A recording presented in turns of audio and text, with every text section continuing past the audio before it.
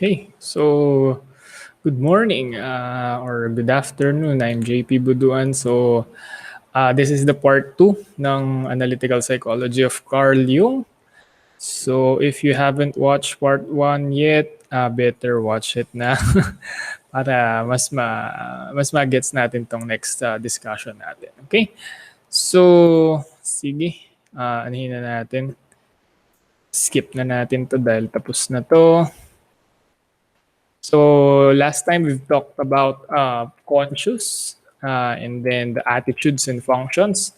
So now we will talk about personal unconscious naman. No? So if you remember, may tatlong levels of consciousness si Jung. Merong conscious, personal unconscious, and collective unconscious. So now we will talk about personal unconscious and collective unconscious. So sige. So yeah. Ay, personal unconscious muna tayo. So, personal unconscious embraces all repressed, forgotten, and subliminally perceived experiences of one particular individual. So this personal unconscious is almost the same with the Freud's unconscious, wherein yung mga past experiences natin, past repressed experiences, memories, and emotions are dumped into this level of psyche. No? Now, yung personal unconscious naman ni Jung, wala siyang id, wala siyang ego, wala rin siyang super ego. Ang laman niya is more on complexes na tinatawag niya. No? So, what are the complexes naman? So, complex is a core pattern of emotions, memories, perceptions, and wishes in the personal unconscious organized around the common theme, such as power or status. So, isang example ng complex is yung mother complex. So a person's experiences with mother may become grouped around in an emotional core so that the person's mother or even the word mother sparks an emotional response that blocks smooth flow of thought. So yung mga complexes there like para silang mga nodes daw, sabi ni Jung, sa unconscious natin, na kung saan dito daw parang nagkakaroon ng form yung mga ideas natin, yung mga ideas natin regarding power or status, and kung ano yung mga thoughts natin about dito. And syempre, dahil yun yung mga thoughts, emotions natin, usually, these complexes also influences our behaviors on the surface. So for example, the mother complex, no? May mother, yung kumbaga meron tayong kanya-kanyang idea with regards to mother depending on the experiences natin. And that kind of complex can somehow block, no, the smooth flow of thought. So, kumbaga parang nagkakaroon tayo ng, let's say, parang bias. For example, you have a mother complex na the mother should be like this. A mother should be caring. A mother should be warm. And then you saw someone who is a mother and she is not like that. And then parang nagkakaroon ka ng nabobother ka dun sa scenery na yun. No? Or kaya naman, pagbaligtad, you think that a mother should be like this, like that. So therefore, you are generalizing. So mother is also female. So parang lahat ng mga female para sa'yo is like your mother. So dahil meron kang repressed negative emotions and memories about your mother, ang tendency is parang magiging hostile ka or magiging hindi maganda yung trato mo on women because you have this kind of mother complex. So kaya baligtad din, no?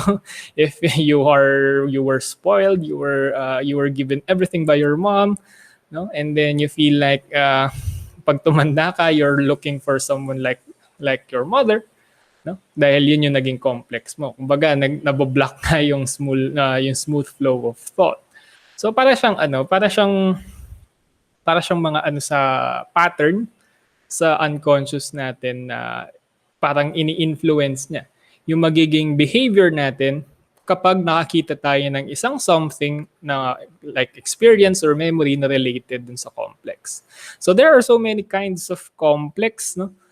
There's Messiah complex, the complex wherein you need to save everybody, although that's very impossible because you cannot save everybody. Kaya naman there are some who has God complex. No? This is not the delusional kind of God complex. More like parang you feel like you can do parang actually Superman complex is also something, but God complex is more of a parang you think you're the best in everything, no? You're kumbaga hindi ka magkakamali, parang ganun. Medyo narcy yung dating. Tapos yung Messiah complex nga, you're very obsessed in saving people. No? There are so many complexes, and usually it involves yung power or status. Siyempre, kung may mother complex, meron yung father complex. No? So there are so many. Depende talaga sa magiging experience and ano yung magiging mga connected core pattern of emotions and memories and perceptions that will heavily influence your behavior and, of course, your personality. So complexes are largely personal in nature, but they may have derived from some humanity's collective experiences. So maybe partly conscious too, but ang point dito is yung mga complexes, there are manifestations also of something within the collective unconscious. So kumbaga isa silang panibago silang layer, no? Kasi yung mga pinakababa, yung mga talagang, di ba nga, yung collective unconscious, nandun yung mga mga ancestors natin. Yung mga complexes parang dun din naman ang galing. Kumbaga yun yung basis nila ng mga complexes. Yun nga lang, yung mga complexes, they're more personal than the things that are in collective unconscious. Okay? So, speaking of collective unconscious, dun na tayo niyan. So, after ng personal unconscious, meron tayong tinatawag na collective unconscious, which is one of the most controversial concepts created by or conceptualized by Carl Jung. So, collective unconscious, in contrast with personal unconscious, which results from individual experiences, the collective unconscious has roots in the ancestral past of the entire species. So, kabuuan ng species, no? As you can see, hindi lang niya sinabing humanity, no? Species. Ibig sabihin, pati yung mga ancestors ng mga ancestors natin, they could have passed down some unconscious kumbaga simula sa reptilian brain hanggang sa natin sa prefrontal cortex natin, kumbaga may mga namana tayo. So kumbaga it's more of a kaya nga collective, kabuuan talaga ng buong species natin, no?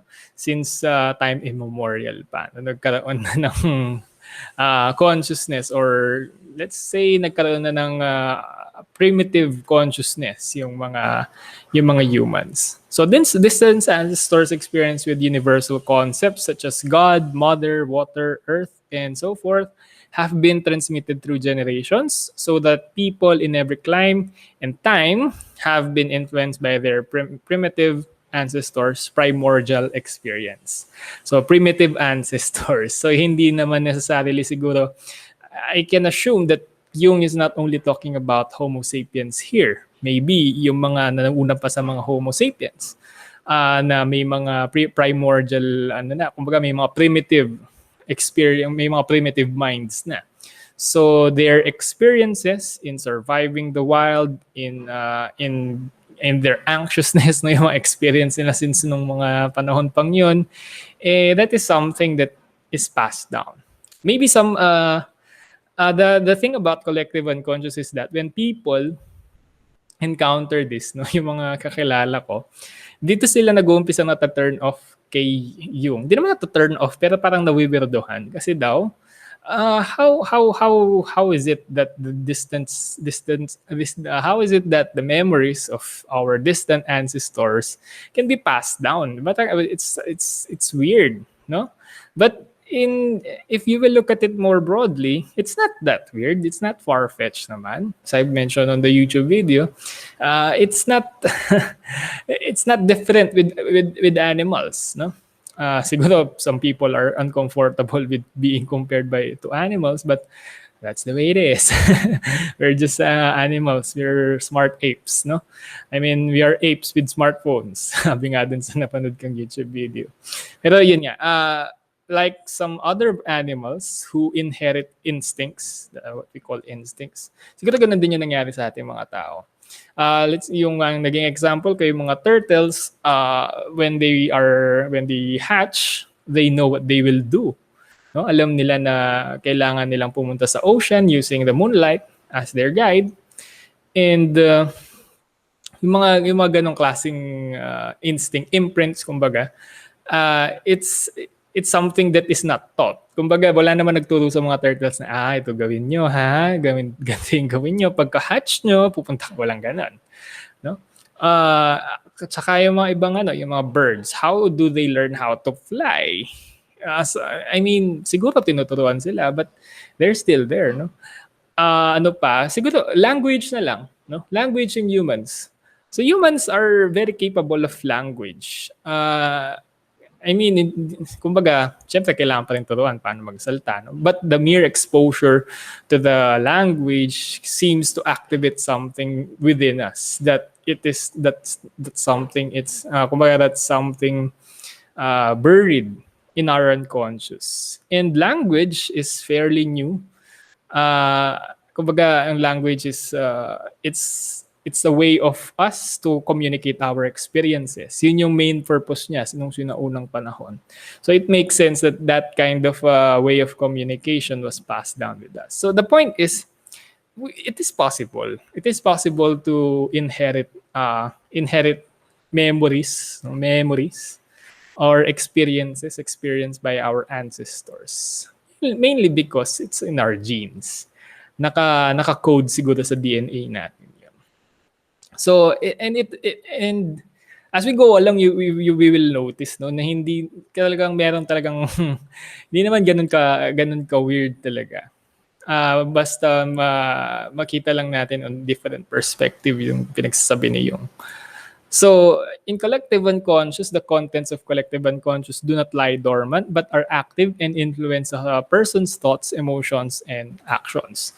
So, yung contents daw ng collective unconscious is hindi naman sila dormant and they are active in influencing person's thoughts and emotions. And then, the collective unconscious is responsible for people's many myths, legends, and religious beliefs. So, as you can see, this collective unconscious is something that is shared among people, and the myths, legends, and religious beliefs is also something that is shared with people. A religion will not be born if only one person believes in that religion. There must be something in common between them. Myths and legend, if you will notice, kahit saan ka pang pumuntang lugar, west man yan or east, there's a pattern, no? There's something na common between people even though they are spread apart. So that is something that is, I think, natural na sa tao. Kasi nga nandun yung mga themes na yan, yung mga thoughts, emotions, and actions na yan is nasa collective unconscious na. Kaya pag nakikita natin sila, parang may something na activate talaga sa atin.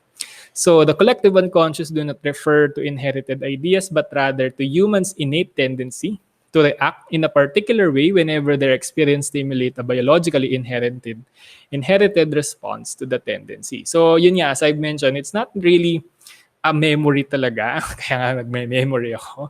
It's not really experience, but our tendency to react on those kinds of experiences or similar experiences. So that's how collective unconscious works. They're images lang, they're blueprints, no? Hindi sila literal na kunyari yung ninuno mo kumain siya ng ganto, tapos alam niyang yung ninuno mo parang sabi niya yung pangalan ng tatay niya is ganto. Hindi niya naman papapasa yun sa'yo, no? Hindi naman parang sa Assassin's Creed yung mga memories ng mga talagang ancestors sa ililive mo. Hindi naman necessarily gano'n. It's more like we have this wiring to respond in certain ways, just like how our ancestors responded when they first lived in this planet. No? One example nga would be our tendency to our collective unconscious about mothers. So young mothers tend to react with love and tenderness to babies even though technically the mother do not know the fetus, 'di ba? Kasi if you look at it closely, tanggalin muna natin yung bias natin and all. Ang nanay, kapag kapanak nga sa anak niya, technically hindi niya kilala yung anak niya. Hindi niya pa nakita, hindi niya pa hindi niya pa kilala, no? Wala siyang idea. But this behavior is always repeated throughout the history of our species, which will become biological blueprint in us. So kumbaga, despite that, because ang mga mothers siguro na nagkaroon ng na nag-react with tenderness and love with their children were the ones who survived, and those that he did not become, those mothers nung sinaunang panahon na hindi nag-react with tenderness and love, namatay din yung mga anak nila, therefore hindi nila napasa yung mga genes nila. So ang mga nag-survive is yung tao na merong tendency to take care of their young even though they do not technically care about that young. So this behavior is always repeated throughout the history of our species, which becomes a biological blueprint. So this blueprint is present in all of us and can be activated once we experience something similar. That's why mothers, even though they are fresh mothers, kumbaga it's their first time to become a mother, they seem to instantly know how to take care or how to at least give something for the child in order for the child to grow healthy. Diba? It's something that is shared among people. Siguro may mga iba na mga talagang mga deviant, no? But that is deviant na. Ibig sabihin, that's not in the normal normal spectrum na. But in the normal spectrum, on average, people or mothers or young mothers have this tendency. Because, according kay Jung, yung mga ancestors natin is naging ganyan. So, eventually, na-pass down nila yung tendency na ganyan. That image of being a mother. Okay? So, that is collective unconscious. So, there are a lot of blueprints that resides within us that are just there, waiting to be activated. These blueprints of typical reactions or behaviors can develop and emerge as relatively autonomous archetypes. So yung mga specific images na yan, specific images ng mga blueprints of experiences is tinawag ni Jung na archetypes. So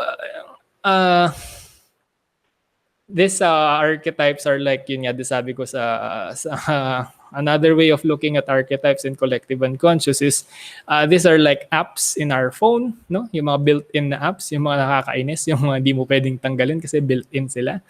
They are built-in, but we still need to activate them so that we can use them.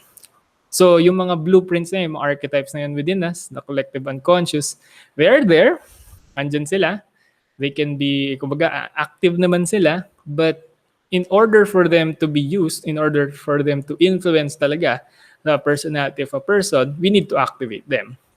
So how do we activate them? If you experience something that is related to that archetype. No, you don't have to physically experience it. You just have to look at it. You just have to watch it. No? You just have to watch films in order for you to activate those archetypes. No? Actually, yun nga siguro yung dahilan kung bakit films, novels, and narratives are very effective tools to stimulate our minds because it taps on our collective unconscious. And actually, Carl Jung was not only talked about in psychology, he is also being talked about in literature. No? So si Joseph Campbell na nag-conceptualize ng hero's journey using Carl Jung's archetypes. So actually pati sa archaeology nandiyan si Jung, sa religion nandiyan si Jung. Ganun siya ka diverse in his craft. Hindi lang siya sa psychology. Parang buong humanities subjects niya yata nag-aral siya about doon, no? So this blueprints, these typical reactions or behaviors can develop and emerge as relatively autonomous, meaning they have their own personality somehow. No, they have their own, hindi naman minds, but they have their own identity within us. No? Parang meron silang, na sobrang develop ng blueprint na to, nagkakaroon na siya ng character. Nagkakaroon na siya ng manifestation of personality. Kumbaga. So these are what we call archetypes. Okay? So these archetypes, we are familiar with them. It's just that we do not call them archetypes talaga. And kasi nga nasa loob natin 'yan eh. So alam natin yung mga 'yan. Pero hindi lang natin sila nalilabel, lalo na if wala ka pang idea regarding sa archetypes. Pero now that you have an idea regarding archetypes, I think it's fair to say that mapapansin nyo na sila niyan eventually. So archetypes, the technical definition, are ancient or archaic images that derive from collective unconscious. Almost the same with complexes, but it is more general for all humanity, not just personal unconscious. So as you can see, sinabi ko nga kanina, complexes are related to collective unconscious, specifically to archetypes. No? Kunyari, mother complex. So mother complex came from the mother archetype, the great mother archetype, na pag-usapan natin maya-maya. So the archetype itself cannot be directly represented, but when activated, it expresses itself through several modes, primarily dreams, fantasies, and delusions. So yung mga archetypes daw, they can manifest in people, especially pag na-activate sila through dreams, no? Through fantasies, yung mga gusto natin, mga desires natin sa buhay, no? For example, na-activate ang archetype na mother. So the fantasies, the dreams of a mother, or kumbaga kung ano yung gusto ng mga mother is ma-activate. And that activation will eventually influence the personality of a person. So yung mga iba, di ba, before sila naging mother, they're very let's just say they're very, ano ba yun? Rampant? Hindi naman. They're very careless or something like that. Yung parang feeling nila wala nang bukas. But since they became mother, when the archetype of mother was activated in them, nag-iba bigla yung personality nila. Kasi nga, ganun kalakas yung influence ng mga archetypes. Once they are activated, no? It will really express itself primarily through the mind, and then eventually to the personal behaviors na, no? So archetypes shows in our myths and legends. So why do you think people from ancient times with no means of instantaneous communication almost have the same concepts of how gods and goddesses will be? Sometimes even time, no? Yung distances sa time. Bakit halos parehas yung nagkaroon sila ng idea? Bakit yung idea nila of a father or a father god is almost the same in almost all culture, no? Yung bearded men, no? Or something like that. So because there are some, kumbaga, the collective unconscious within us are almost the same everywhere we go, no? So parang ang sinasabi lang is these archetypes are even manifested in our culture, no? Kasi nga collective yan eh. So culture is a collective people yung mga yan. So it's kumbaga, it's logical to assume that in a certain culture, archetypes will really manifest in the form of myths and legends. Kaya kung papansinin niyo, may mga para-parehas na legends, no? Minsan hindi naman within the country lang, minsan para-parehas all over the country, no? For example, although medyo baka maging controversial, bro. For example, the virgin birth. A lot of cultures, a lot of religion features that kind of narrative, no? See, sa Egypt, there's a virgin birth there. Of course, sa Egypt naman ang galing Abrahamic religion. I mean, malapit sila doon. So there's some kind of and then in our modern myths, no? Or modern myths like Superman. And actually, Superman, if you look at it naman, hindi naman siya virgin birth, but may something na common, no? It's either virgin birth or half god, half man. No, may mga ganong klaseng narrative. So those are archetypes. So those are manifestation of archetypes according to Carl Jung.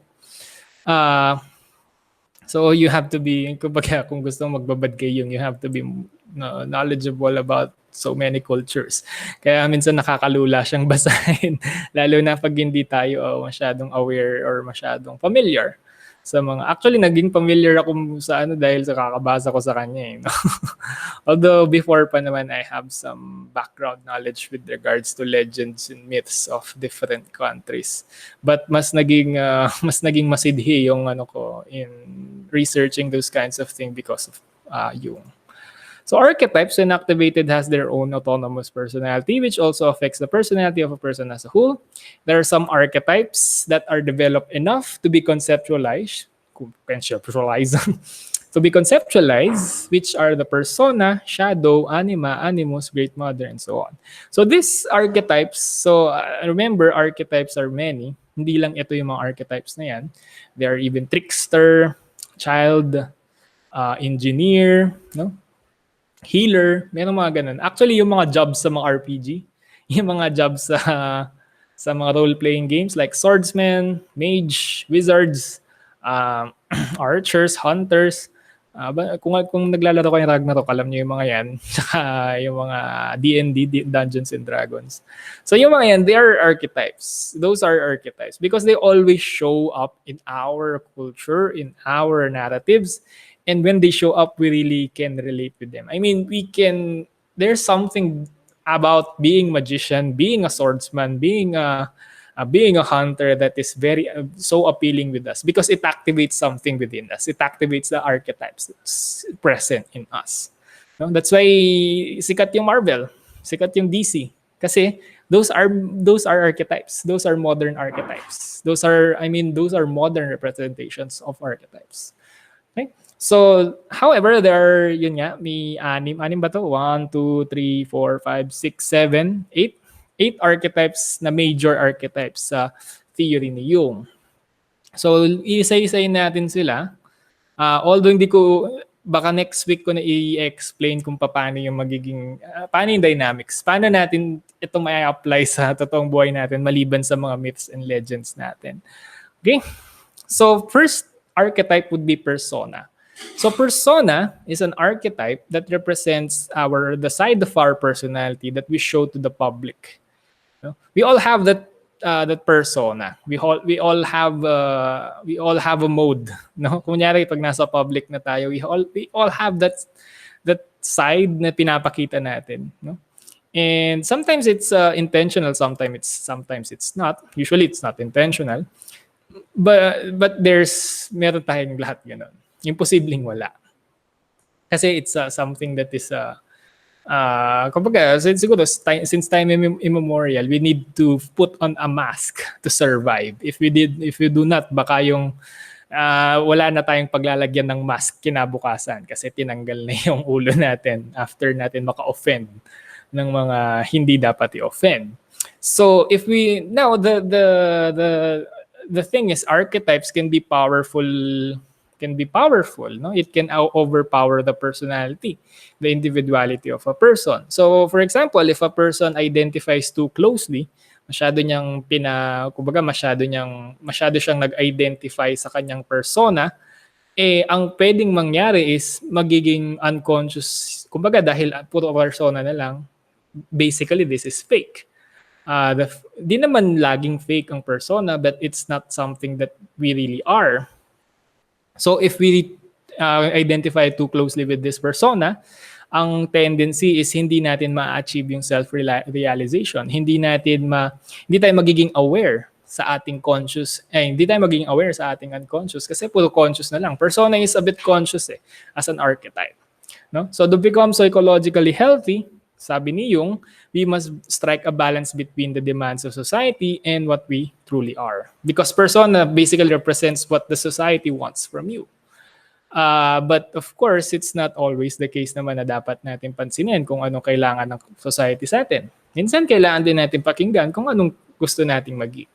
Which is freaking hard, by the way. This is something that is a struggle for people. No? Anong course ang pipiliin ko? Yung course na gusto ng nanay ko para sa akin or yung course na gusto ko? Anong course ang pipiliin ko? Yung course na mahirap at may gusto lang akong patunayan kaya ako kukunin yun o yung talagang nag-enjoy ako? So those are struggles of persona or struggles with regards or with in relation to your persona. No? And people who are, I don't know, no, but there are some people that have so strong affiliation or so strong identification with persona to the point that they look fake. There are some, I think you have some experience with that, no? When you see that person, parang ang fake nitong taong to. Parang masyado siyang perfect. Parang masyadong perfect yung image na pinapakita niya. So, you can actually sense that if you are in tune with your own persona din, no? But if you're not in tune with your own persona, medyo, ibig sabihin in tune yung pag alam mo na nag-exist si persona. Pero pag hindi ka kasi aware na nag-exist si persona mo and you identify too much with that, so di ka aware na nag-identify ka too much with that, dun nagkakaroon ng problem. Okay? So the reverse archetype of persona, kasi parang ano yan, dualities yan, ba? So yung other side ng persona is yung shadow. So the shadow is something that is it's a representation of the darkness of your personality.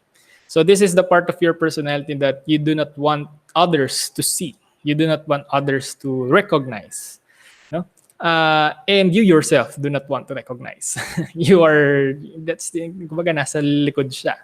Dark side nga. No? Persona kasi lagi nasa harap eh. So si dark side siya nasa likod. So although it may be the dark side of us, but it's not necessarily bad. No? Baka kasi di ba yung dark side bad lagi? No, it's not that simple. This is not necessarily bad. These are just the qualities that we are reluctant to face. Ito yung mga part ng personality natin na kung pwede lang, ayaw na lang natin na meron tayong ganun. It's either kasi nahihirapan kayo kapag nag-surface yung personality na yon, or it's something that is despicable about you that you can't accept. So actually, this is confronting the shadow is the one of the steps in self-realization. I think it's di ko alam yung step-by-step procedure. Actually, wala naman talagang step-by-step procedure, but it's one of the most important step in self-realization, to confront your shadow. So this shadow is something that you do not want others to see, and you yourself do not want to see, but you need it. You know? Kumbaga, we all have our dark side, and we have to accept it. The good thing about our dark side is, the more that we become more acquainted with our shadow, the more na nagagamit natin ang shadow natin. So shadow actually was, according sa mga iba ko nabasa, shadow is the seat of creativity. Parang dito daw, kasi nga dahil ito yung parang novel part ng personality mo. Kasi nga di ka masyadong aware dyan. So we must continually strive to know our shadow, and this quest is our first test of courage. So first pala siya.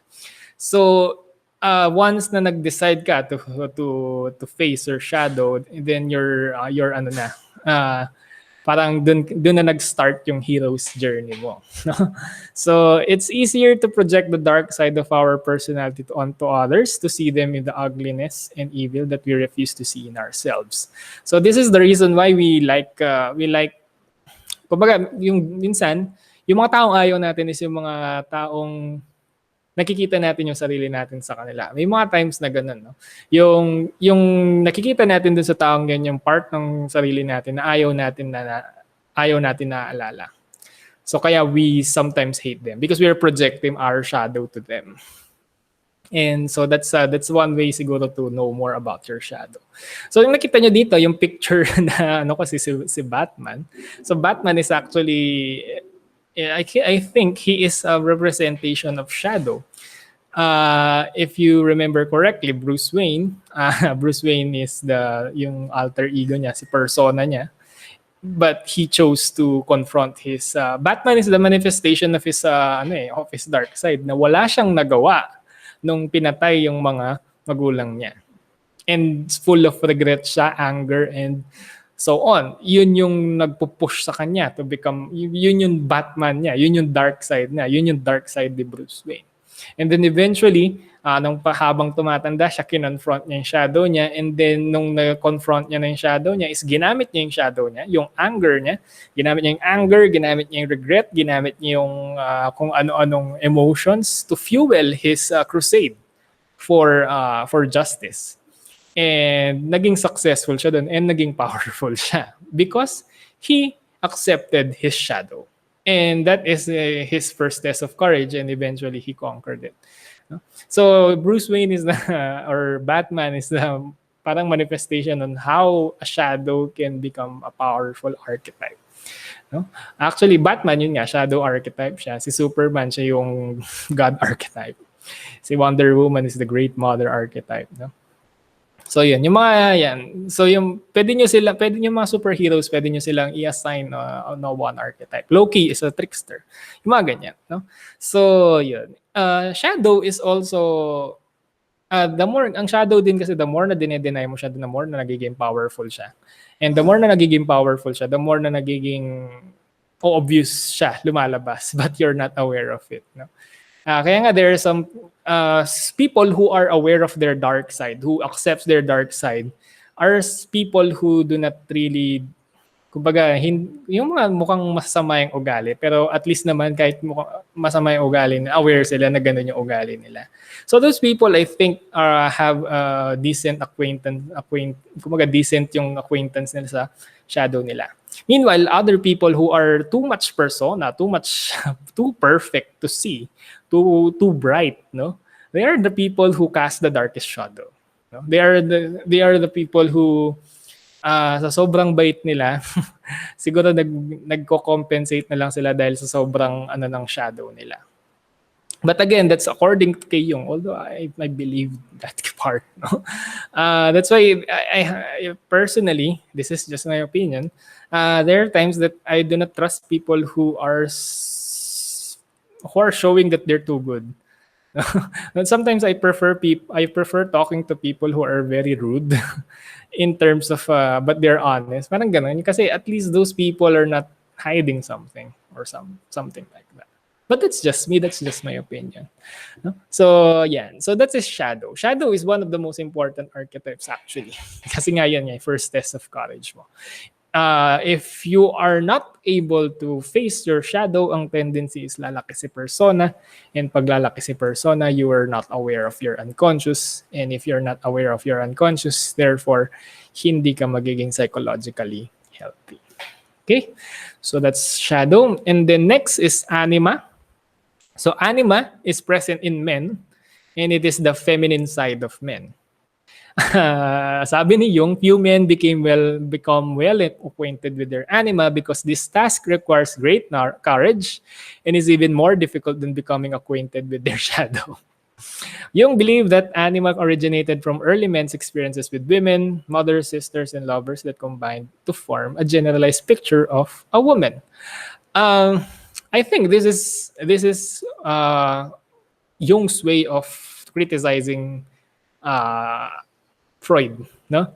Parang sabi niya, few men are well acquainted with their anima. Masyado silang masculine, masyado silang pamacho. That's unhealthy daw, according kay Jung, since hindi mo daw kumbaga hindi daw magiging healthy dahil nga hindi mo, kasi women are according kay Jung, your presentation of women is being emotional, being able to feel, being able to care, being able to relate with other people. And sabi niya, yung mga lalaki daw, madalang lang silang nagiging acquainted sa anima nila. Kaya siguro nagkakaroon ng tinatawag nilang masculine, toxic masculinity ba? So, yung mga ganun, no? So, kahit ng panahon ni Jung. So, in this archetype, he is saying that a man needs his anima. But men are generally not willing to face or to see their feminine side. I don't know why. But in my case, I can say that I'm not that I have some feminine qualities physically and psychologically, because I think I can say that I am acquainted with my anima, although di ko alam, di ako sure. Pero may ginawa na akong confrontation about my feminine side, and I just realized that it's not bad. It's not bad to cry. It's not bad to get along with other people. It's not bad to feel. No, it might be scary at first, but ang sarap kaya sa feeling kapag you're able to shed that masculinity na dapat pag lalaki matapang dapat. That's not healthy, no. Kaya siguro yung mga iba nagkakaroon sila ng natitrigger sila kapag nako-question yung masculinity nila, because they cannot accept the fact that there's also a feminine side with males, and that feminine side is also needed for us to become more psychologically healthy, because if you're not expressive enough, you will die early, no. That's not an opinion. Actually, there's a lot of research about there that men tends to live shorter than females, because one theory is that they are not good at expressing their emotions, and therefore they kinikim-kim lahat, and then bigla na lang sasabog, boom, wala na. So yun. It's the feminine side. So ito daw ay nanggagaling sa mga mothers, sa sisters, and sa mga lovers. Okay? If ang lalaki is may anima, ang babae naman is may animus. So this is the masculine side of women, whereas the anima represents irrational moods and feelings. The animus is symbolic of thinking and reasoning. Parang may implications may mga ang problematic kasi ng pagkaka-wording nito eh. So kapag nabasa ito ng feminista, parang sasabihin, so inassume ni Jung na yung mga babae, kung walang lalaki hindi sila marunong mag-isip. Pero I think pero ganun nga kasi yung dating. Pero siguro ang sinasabi lang ni Jung is ang tendency kasi talaga ng babae is to become more emotional, become more feeling type. So there are some disadvantages naman kasi kung you are very, parang kumbaga lagi na lang feelings ang pinapaandar. So it's still okay, or it's still something that's advisable na magkaroon pa rin ng side yung babae ng thinking and feeling. Not necessarily galing sa mga males, I think, although sinabi niya yun sa susunod, yung believe that Animus is responsible for thinking and opinion in women, just as the anima produces feelings and moods in men. But to be fair naman, at least hinati ni Jung. No? Yun nga lang, isang issue pa dito is yung LGBTQIA.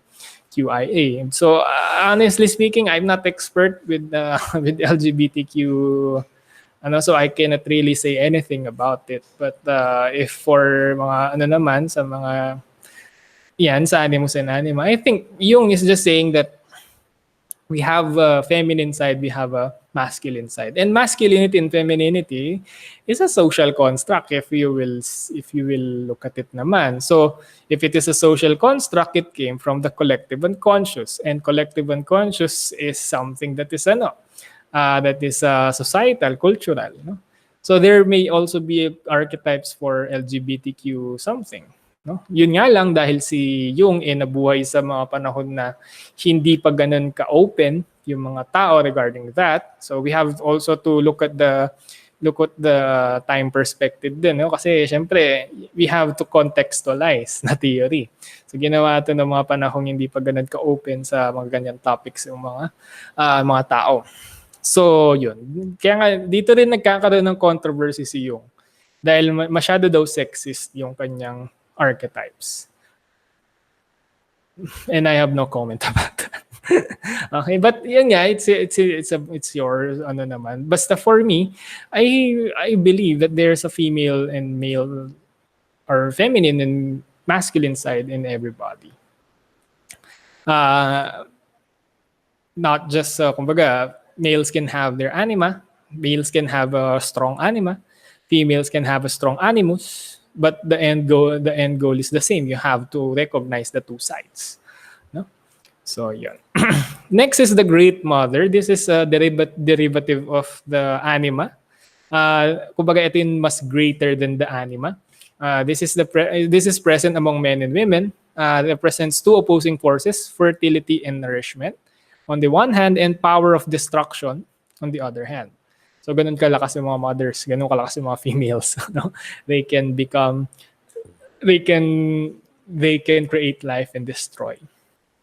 So she is capable of producing and sustaining life, but she may also devour and neglect her offspring. Although, kung titignan niya, parang ito yung complex ni Jung, di ba? Ito yung complex ni Jung dun sa mother niya. Anyway, so the concept of Mother Nature, Mother Earth, of Mother of God, is in line with this archetype.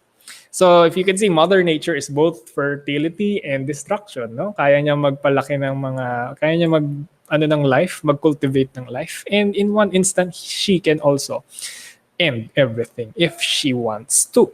No? Kaya nangyari ngayon, nag-uumpisa na yung yung pandemic. So anyway, so that's the Great Mother. It is present in everyone then. Next would be the Wise Old Man. So it's the derivative naman siya ng Animus and archetype of wisdom and meaning. Symbolizes humans' pre-existing knowledge of the mysteries of life. So this is the part of our personality na wise, yung may wisdom part. So it is our wise old man is usually represented in novels, legends, and myths in this form, no, yung bearded white bearded man, no, na may hat usually or what. So si Gandalf, Dumbledore, Master Roshi, si Obi-Wan Kenobi, no. So and other figures of history of mythology with long white beards. Santa Claus, de joke lang. So this wise old man is yun nga, para siya yung mentor type of archetype. No? There's a part of us that is a mentor to other people.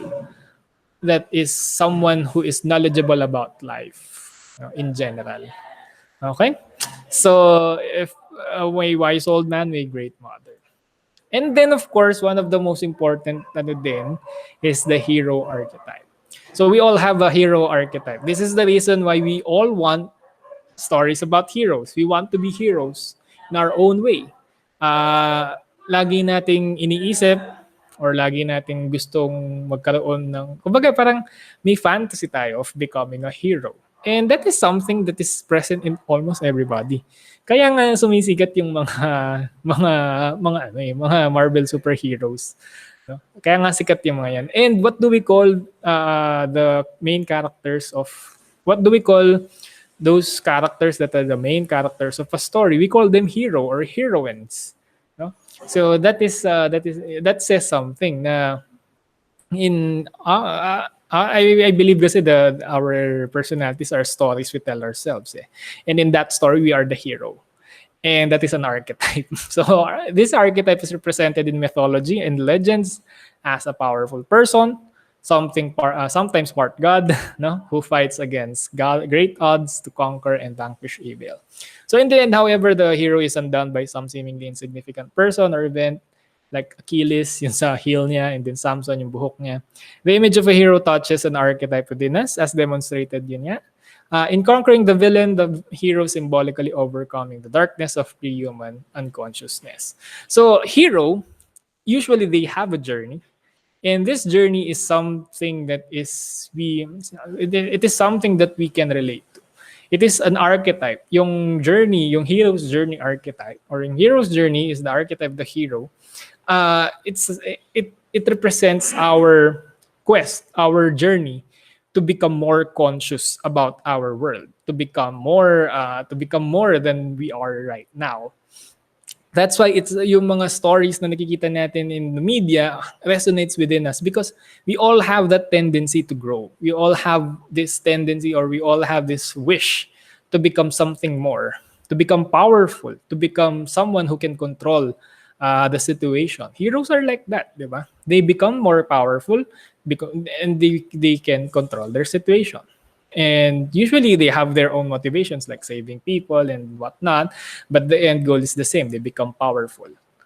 No, that's also something that is buried in us. That is something that we have, and we want to become whole. We want to become the best hero of all time, and that is the that is how hero's journey works. And the hero's journey usually ends up in becoming the self, or ends up as the story of how those archetypes came in together to form what we call the self. So the self is the archetype of all archetypes because it pulls together the other archetypes and unites them in the process called self-realization. So Jung believed that each person possesses an inherited tendency to move toward growth, perfection, and completion. So the symbol of self is mandala, no? Yung ayan, ganyan siya. So parang lahat ng mga existence ng mga iba't ibang archetypes is nandyan, and then the center will be the self. Kumbaga lahat ng mga attributes ng mga nasa paligid is parang ma-absorb natin sila. So the goal is to unite all archetypes and find balance, no? Finding balance is something that is very salient in Jung's theory. Okay? So archetypes must become conscious while maintaining its presence in personal unconscious and collective unconscious. We have to activate all of them. And then in activating all of them, we have to sort of balance them, no? Parang i-recognize natin yung strengths and weaknesses ng bawat isa and work together with them. So the ideal personality is both conscious and unconscious. If a person is too conscious, parang lahat na lang nasa conscious lahat, that person lacks the soul's part. In short, boring. So if a person is too much controlled by the unconscious, that person is pathological naman. So the self is both conscious and conscious. Archetypes must be both conscious and unconscious. And those archetypes must work together, must be merged together in order for us to become the healthy person. Okay, so I will post a video next week regarding how the self, or how the hero's journey can help us in doing our self-realization. No? We call that the hero's journey. And I will use some examples in our media. Okay? So, siguro dito muna tayo mag-e-end sa archetypes. Next meeting, we will talk about the dynamics of personality. Although napag-usapan na natin konti yung dynamics. And also the personality development in Jung's theory. So, as I've said, this is 3-meeting lecture. Okay? So, with that, thank you very much for listening and have a good day. If you have any questions, you can comment or you can email me. Okay? Bye-bye.